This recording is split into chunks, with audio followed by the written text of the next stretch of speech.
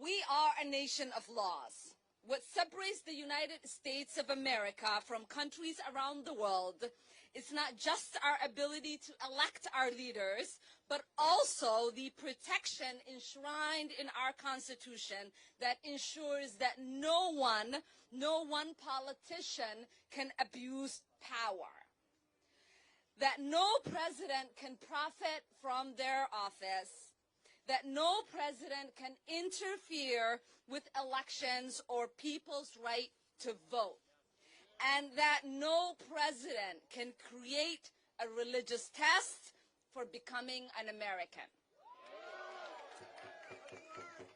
This president has made no secret of his disdain for our Constitution.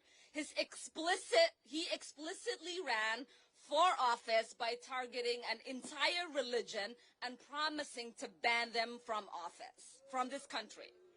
He has explicitly targeted minority populations in our country with white supremacy rhetoric and white supremacy policies. He has now openly and flagrantly violated his oath of office by colluding with foreign leaders to dig up dirt on his political opponent and threatening to withhold military aid if that plot wasn't successful. I just want to let that sink in, America. This is not just a threat to our democracy, but it undermines our democracy worldwide. How can we claim to stand for fair elections around the world if our own leader does not show respect for our election here at home? Right-wing nationalists in Hungary, Russia, France, Britain, and elsewhere are on the march in ways that we have not seen in decades. America has always been and will continue to be a beacon of democratic ideals for the world. If we do not stand for the rule of law today, the consequences will go far beyond our borders. So today we are exercising the power of our wonderful Constitution. When we took office in January, we made a promise to restore power to the people of this country, and we intend to keep that promise. I am so honored to be on the House Foreign Affairs Committee, one of the 6 committees with jurisdiction over this inquiry and investigation.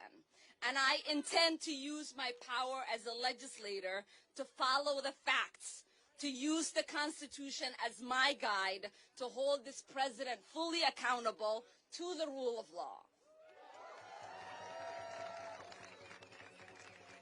And make no mistake, the president will use everything, he will do everything he can to distract us from his lies by throwing constant garbage at us.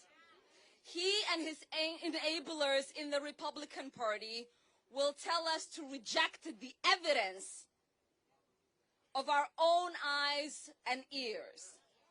They will tell us that what we are reading and what we are seeing is not reality. He will say Nancy Pelosi is not the Speaker of the House. He will tell me and my sisters in service to go back to where we came from. But we must stay the course. We cannot afford to get distracted.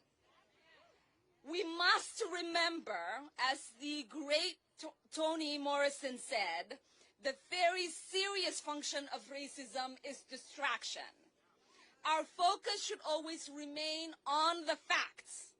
And the fact is that this president is corrupt. This president is corrupt. The corruption of this president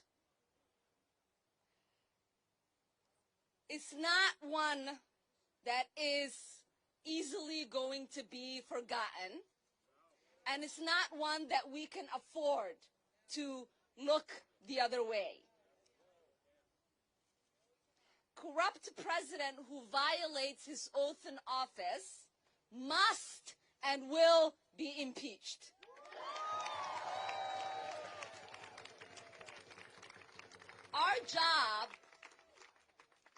Our job on behalf of the American people is to restore the honor and the integrity of the presidency.